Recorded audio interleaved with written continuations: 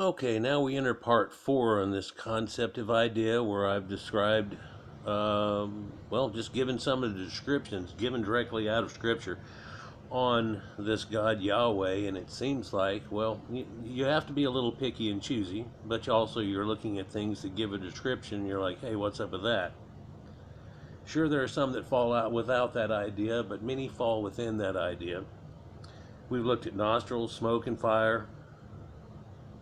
The fact that he apparently has a snout, that he has wings, that he craves certain things like cattle, virgins, and hoards gold. But let's look at one scripture of an idea here that can show you that they actually had an idol at one time, which is pretty much written all out your Bible where they talk about their idols. But what's funny is people don't look at it correctly. When you read it and they tell you that you've got to quit worshiping idols and doing so and so, what that's telling you is the opposite. That these people are actually worshiping an idol and then they're told to quit. Keep showing up again because they keep worshiping idols.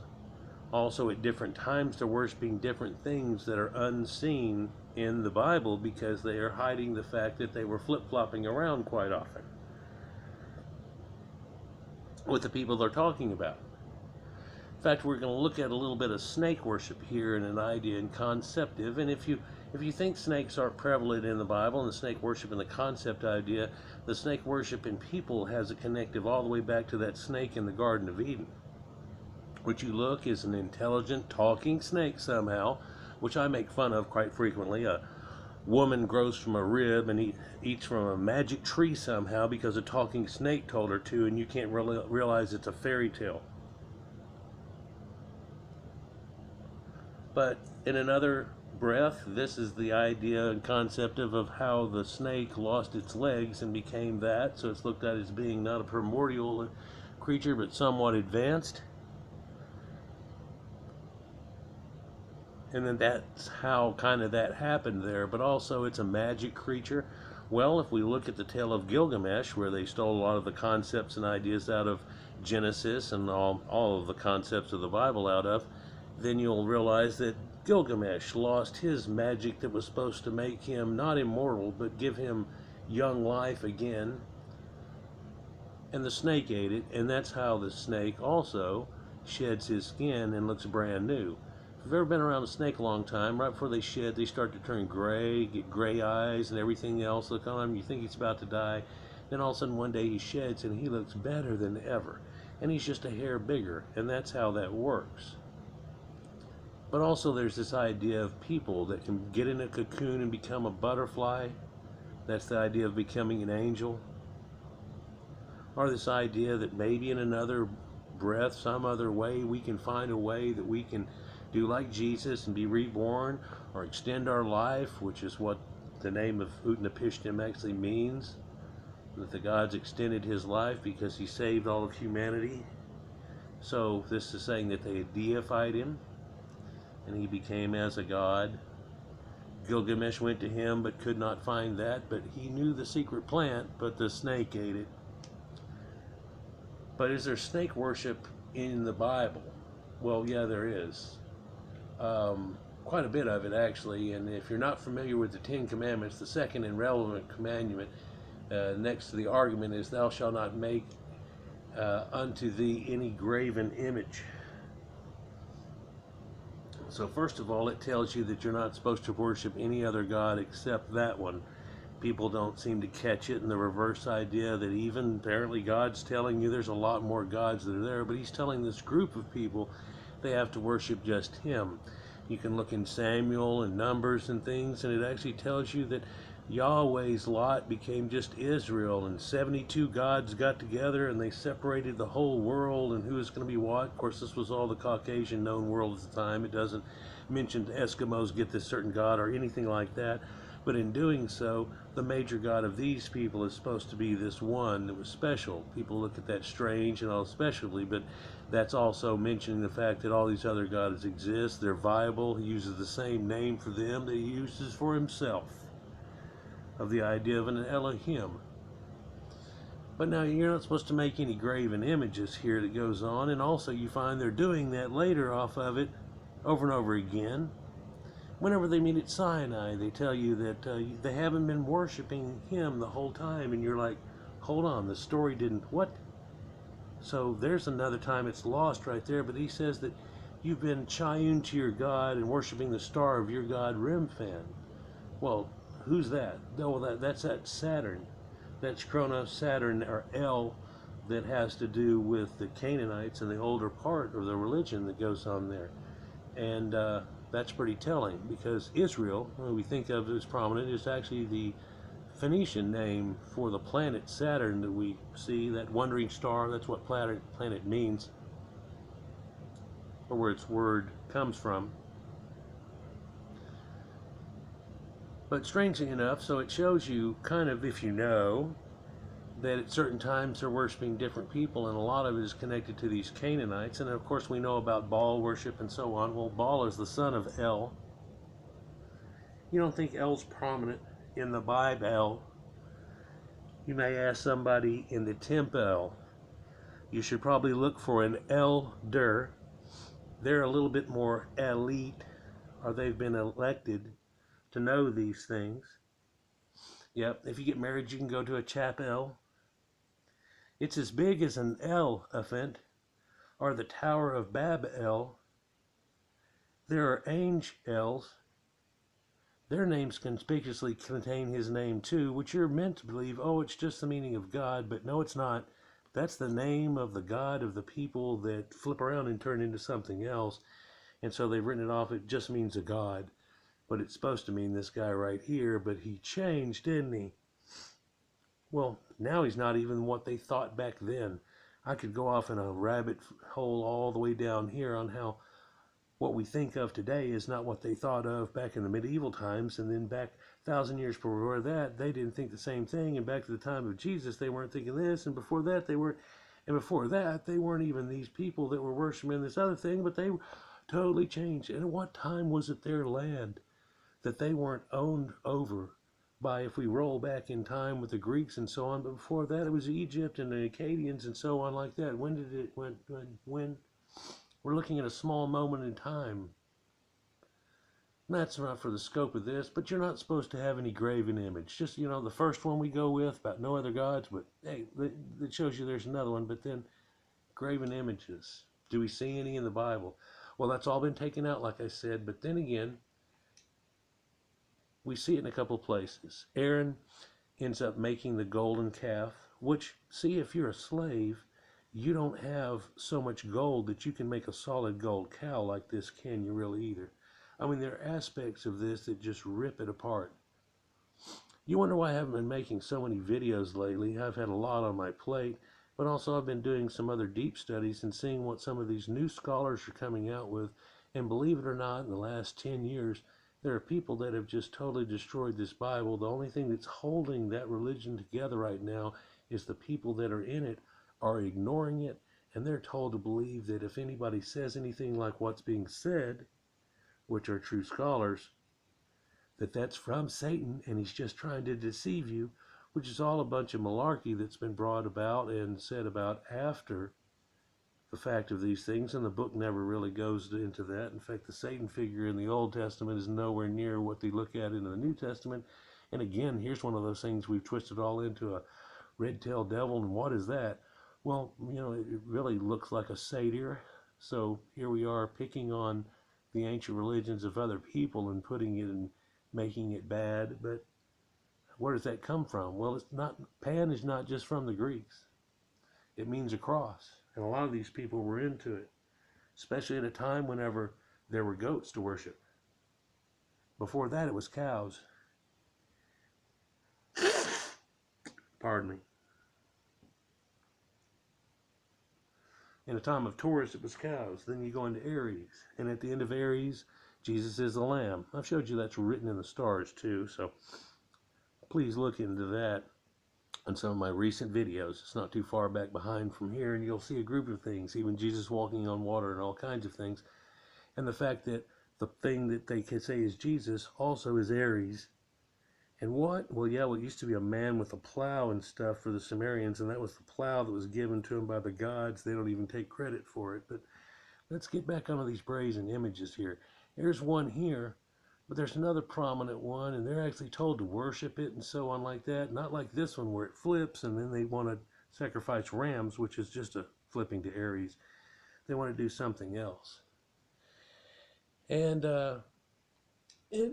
it has to do with whether one is pursuing the real God or a false God or all these type of things that we talk about. But then we look at all the representations on things that we know of, and he's even said in the Bible that these people are worshiping. And recently I did a video about how there's a donkey god, and people that actually sacked the temple said in the Holy of Holies, well, what's in there? Well, it was a thing that looks like the Egyptian god Seth. It's a donkey-headed god.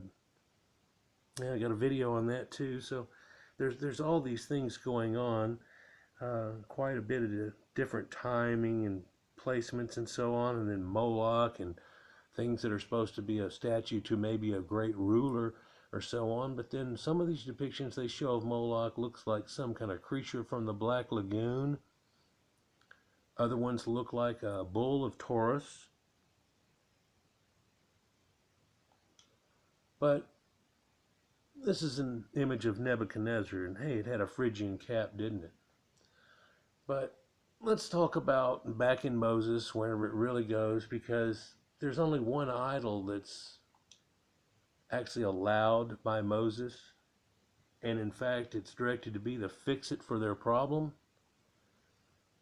where they ended up getting to where they were thirsty, running out of food, and so on. And this happens a few times during the time, and he strikes on a rock one time and makes water come out of it. Then you find out later that's supposedly the reason that Moses is not allowed into the chosen land is because God said to talk to the rock, not to hit it, and he hit the rock. So he did something wrong. Well, he did so much right. I mean, there is a point of forgiveness for something, isn't there? You know, and you didn't tell him to do, I mean, never mind. But now, what is this image that he tells people to do? Well, whenever they got all hungry and fetched out, they said, we didn't leave Egypt to run around here in the desert for 40 years and then come back and stuff, and God doesn't like it, and he sicks brazen, fiery serpents on these people, which I don't know if well, how do you get that? Well, we have a snake called a copperhead here in Texas and the lower states and everything, and boy, it's got a fiery bite to it too, and it's a copperhead, so that gives an idea. But the only problem with that is that they don't have them over there. They've got different snakes though that bite though. But if you had people that were afraid of snakes, the one thing that you would never do was turn around and stick it in their face. I know now in the modern day we talk about psychology, and if you're scared of spiders, what you're supposed to do is stick something with a spider look on it around you all the time, and then you get used to it and quit going at it or whatever. But that's actually shitty to do somebody, because it's like, well, I'm scared of sharks in the water. Well, I'm just going to watch Jaws every night until I become numb to the idea. But let's not go into there too much. But would you ever believe that all these people that are getting bitten and killed and all these things by all these snakes, that God sicks on them just because they're crying and whining, that the fix-it for it is to take a pole and build it up and put a brass serpent on top of it? Now, this brass serpent is described, and people always see this as some type of cadaceus type of idea that goes on, and sure, that might be a depiction that's going on there, but these people are essentially forced to worship it, and if they worship it, then the snakes have no power over them, or they don't bite them. Now, what's strange is now you'd be worshiping a snake, so the snakes will no longer bite you because you're a snake worshiper. Does this show that they had snake worship going on and they whipped it into a weird-ass tale that goes on here?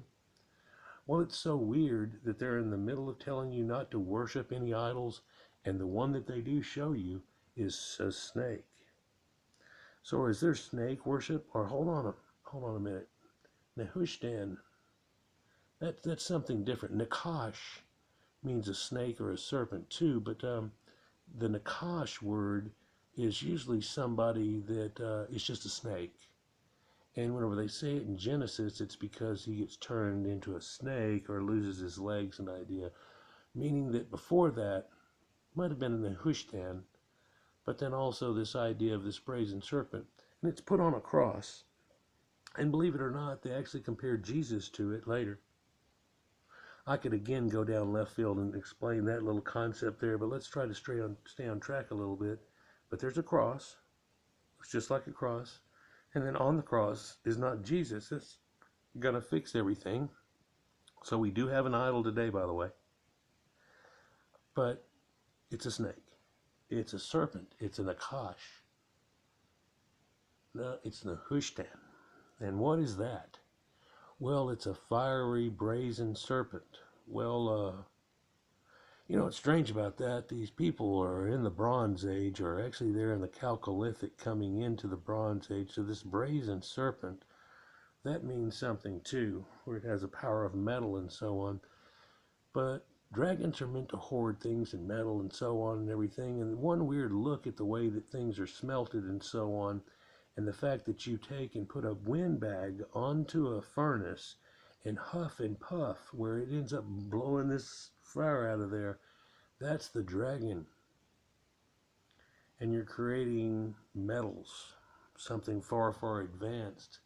And that was used by these people who apparently didn't have anything, but they've got enough gold to do this, and they got copper and tin to end up making this. So it comes across as a strange story, whether we want to believe it had any validity in the first place.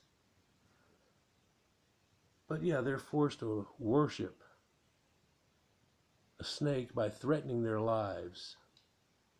And it's an odd event that occurs in the book of Numbers in chapter 21.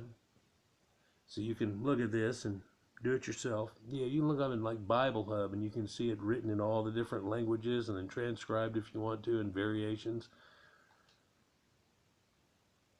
So what I quite often do to go, okay, what was doing now? And then of course we know these are later forms of it, and the New Testament tries to say it in a way we understand it today. But what did it really say, and can I understand that? Is there any ways that you can misunderstand that or twist it in a weird way? Funny, whenever you get back to the oldest versions of it, it doesn't quite come out the same. And then some of these Hebrew words, when you take them in Strong's, it comes out to being a totally different sentence. And it effectively means the whole passage is different. And actually, that means the whole concept we've been talking about is totally different. And that's just off a transcribing error at one point. But during their long journey to the land of Edom, or the Edomites, so this is a connection to them too.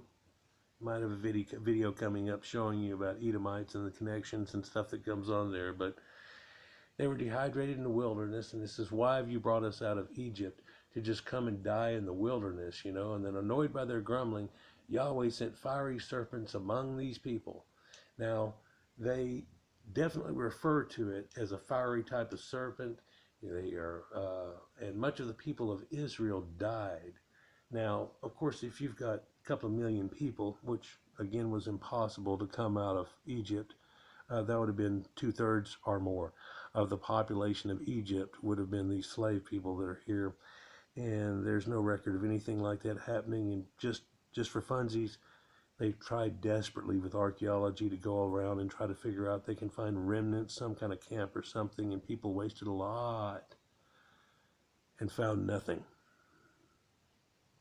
Nothing. Of course, somebody else said that if you line the people up like what they say and go out of there, that by the time they would have gone around every which way and then ended up in Israel, some of those people would still be coming out of Egypt like a snake. So here's this odd tale here where he threatens these people, and the survivors beg the prophet Moses to pray to Yahweh and fix it all. And what does he end up doing to fix it? But in the end of their torment, he's got it all figured out. Moses obliged, and Yahweh said unto Moses, make thee a fiery serpent and set it upon a pole. Now that's supposed to fix it. I don't know if anybody believes that if they carried around a fake snake on a stick, that that'd keep snakes away or anything like that. Or like other places in the Bible, it tells you that if you want multicolored sheep, to take a striped stick and put it in front of them or around the area that they're breeding in, and they'll just become blotchy somehow because of that. When people, you can tell in the archaeological record, people already knew how to genetically breed certain things. So why are they telling you that concept? Tell you what, a striped stick will scare away sharks, though, because it looks like a crate snake, and it's one of the most venomous snakes in the world. And they just see something that's striped like that, and they turn. It's crazy.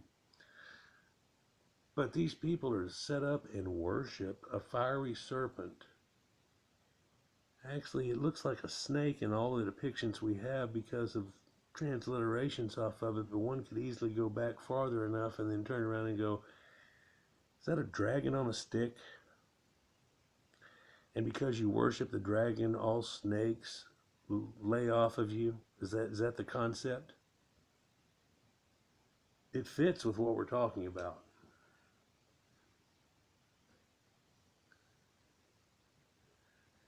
So no one will get bitten anymore, and the ones that do won't die. And Moses made a serpent of copper, and it came to pass that if the serpent were bitten by any man, and he'd turn around and he'd live.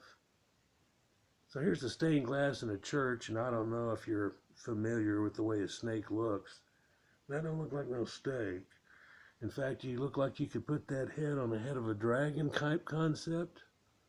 Perhaps there's a little woven off in there whenever it's just a snake climbing up a pole, but then what kind of maw is that on a snake?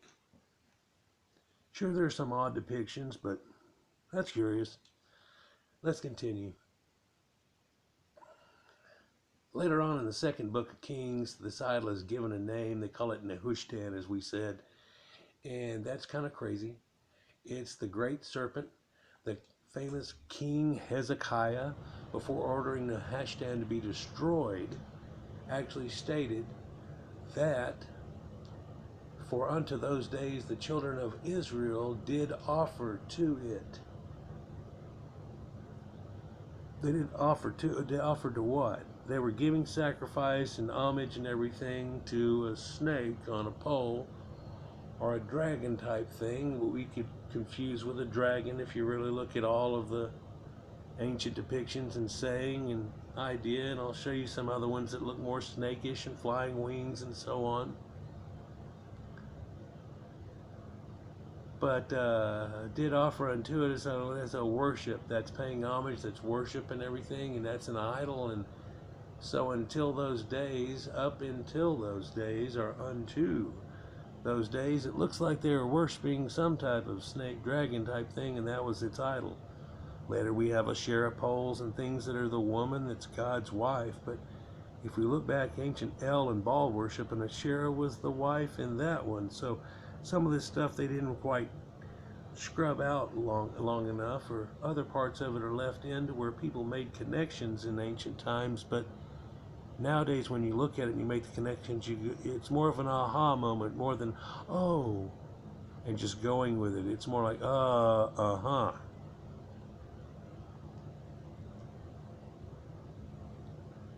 So in no uncertain terms, this actually means the idol was worshipped.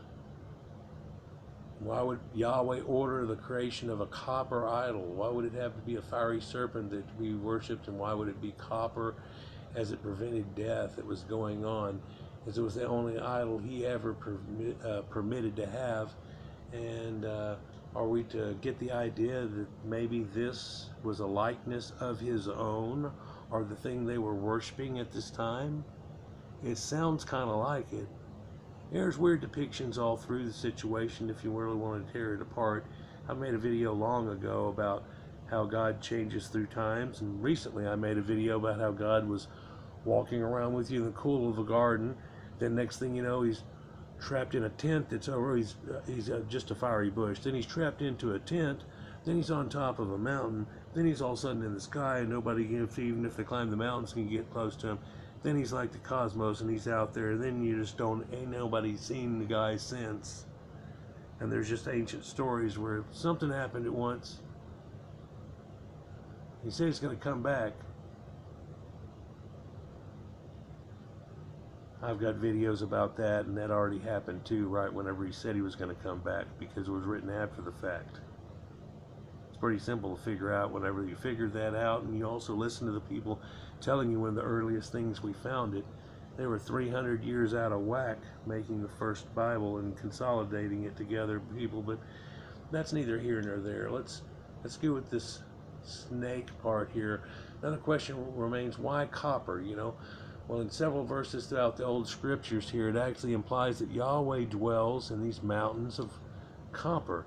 And in fact, certain mountains that they picked out, people have realized that they had mining going on with them and stuff like that in this cave of copper. So this has to do with the age of metal and coming into that idea too. But in the book of Zechariah, it's explicitly stated, and even in Deuteronomy 33:2, Judges 5:4, and a few other places, it gives you a mention to the mountainous Arab and Sinai regions and so on, which were well known for copper mining in the ancient times, actually. So it's kind of making another connection there, and a tangent brings us up because I'm sure you know the mystical creatures make its mountain home inside of mountains and has a love for valuable metals. Interestingly, copper is the very metal that allowed humans to progress past the Stone Age to make it into that next level, into the Bronze Age and so on.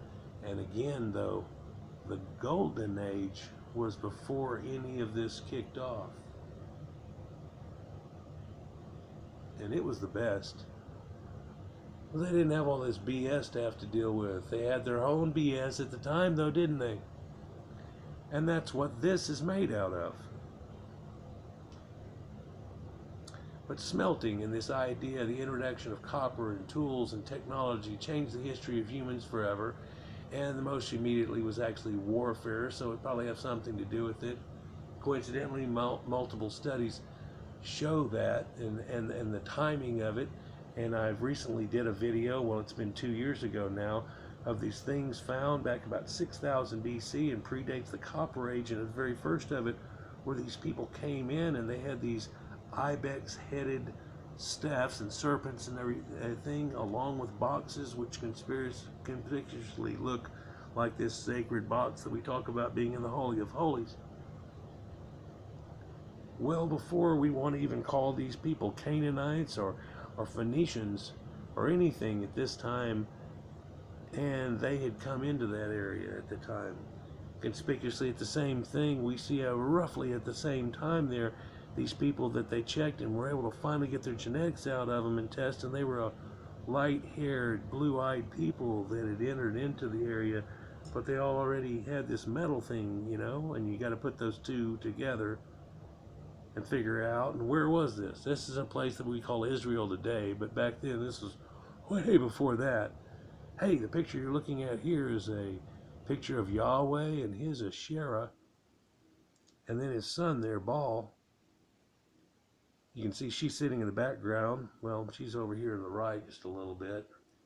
Or on the left side, you can see her. She's right here, seated, and there they are. Here's a close-up of it. You can see this has to do with Taurus, but here's a bull god. Now, this is Yahweh and his Asherah, it says right there. So, coming out of Taurus in the time of Aries and stuff, what did he look like? Well, if you look at the ancient depictions of El, he had horns on him too, usually sitting on a throne.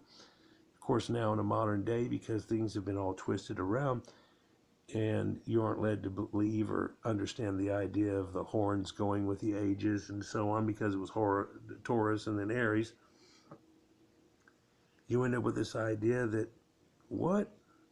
Well, he looks just like Satan. He's a man that's beautiful, and he's got these horns on him and stuff. Isn't that crazy? But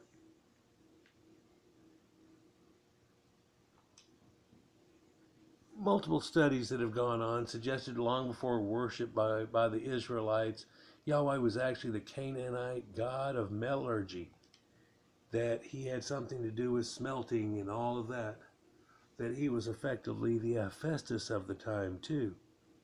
So here we've got a whole nother variation of that this would have been a Canaanite type of thing, and down the run, but then he somehow took off, that this guy that made metal, because metal became king, much like Marduk, he ended up somewhat taking over in their concept.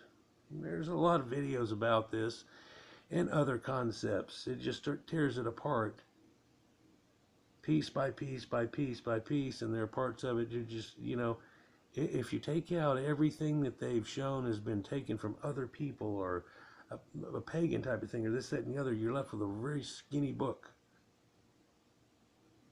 Kind of like Jefferson did the same thing whenever he was a president. He cut out a lot of the parts where he knew it was probably BS written on afterwards, and he had a kind of skinnier form out of it. He took all the magic-y stuff out of it and things like that too, because he saw those people were over-exaggerating a lot. But the smelting and the steam that's associated with that and all that, and they smelt this thing that's trying to be describing the first of this type era coming in. And what do they smelt at first? Well, they use copper to smelt this, and it saves them from all the serpents. And but then whenever he goes up and actually talks to God, which if you read into it is a different person altogether again, he goes up onto the mountain to see God, but can't really look at him. If he looks at him, he'll die and all this stuff, which starts to sound like a basilisk or a Medusa type creature too, by the way.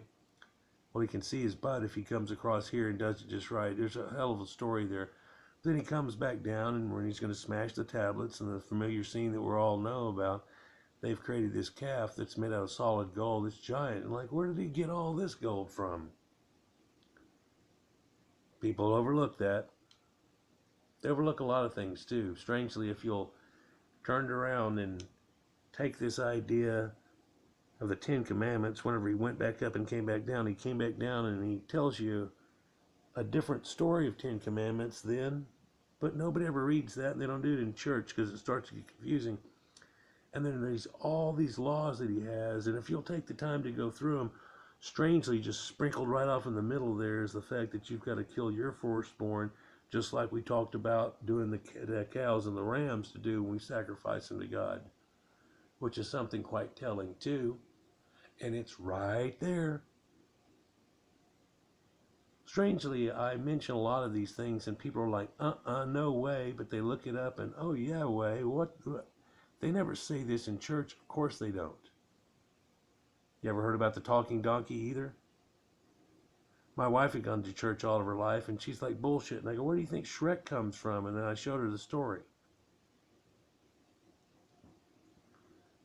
Of course, there's got to be an apologetic that if you just take it and not all the other things that have to be agreed upon to agree with the lie, you can somehow get past this and throw it into a book, into a pile over here. Strangely, if you study into it, that pile grows huge. And again, that book becomes very thin. Let's continue. So why does he send fiery serpents? What is that? Note it's a term that's used by Yahweh. It was actually the Hebrew word seraph, which means to burn. And it says it quite a bit inside the Bible there. And a lot of people turn around and they go, yeah, but whenever you get bit by a snake, it has a burning sensation and so on that goes on with it. And it's like, I could go with that because people have been trying to go with it. But this seraph actually has to do with Egyptians. And we're going to get into that here shortly. And their name for serpents. So, there's a connection definitely to the Egyptians. But of course, the Egyptian name for something should be known by the Canaanites because they overruled them for a large portion of their time that's there. It doesn't actually have to be the Hyksos version of anything, or Moses knew the words because he was raised up like an Egyptian out of a basket of water, which is actually Sargon the Great's tale of how he got started. Once you find a few of these things out and it just strips it away, oh yeah, well, when they cross the Red Sea and he parts the ocean and it's the most incredible thing in the Bible, never happened. You just look into this Strong's Concordance version like I'm looking at here, and they say, well, it's Yam Suf. What is that? That's the Sea of Reeds. It's not Red Sea, it's Sea of Reeds. And that's actually not even going out to the desert or anything that it says afterwards it happens. They're going directly there. How long does it take to get there? Oh, a couple of days. Why does it take them 40 years to wobble around? Well, secretly, that's to kill off this generation and to get them all hooked up on this new God type situation. It's kind of a thing that shows up in your Bible in a few places, and 40 years is a generation. It's kind of well known. It's also Enki's sacred number. Ia, Yah, Ia. So, Seraph and even Serapu is the Sumerian name of it, so it gets to be the same type of thing. And it's an epithet of the god Nergal in Sumerian, so we can get a lot of strange things out of it. But it's a masculine noun and it means a serpent. And so it's an example of ancient wordplay. And seraph is generally accepted to mean fiery serpent because it's a wordplay and a duality of it that goes on there. But man, in reality, there's only one kind of serpent that creates fire. Sure, I may have ruined this little part here by telling you that snake bites burn, but why would we put fiery, flying serpents around? They're worshiping up on a pole, all of these type of concepts. And you can't tell me, well, they put the snake up, and there's no way out of that one. And unless you want to say, well, they had some stupid belief back then and some fake magic thing and they did it and it worked. Of course, what they don't tell you is they just moved out of that valley and there's no more snakes. They just ran into a group of them whenever they camped one time and they made this whole thing out of it. Only God knows what it could actually have really happened. Well, no, the people, if it ever even happened to somebody, would probably know.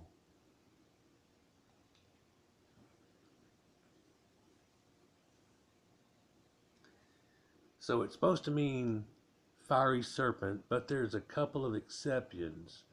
There's actually seraphim. Now this sounds like Elohim and all those other things, and cherubim, because this is a type of specialized angel. Oh no. Yeah, we're fixing to get into that too, so let's take a close look into that if we can.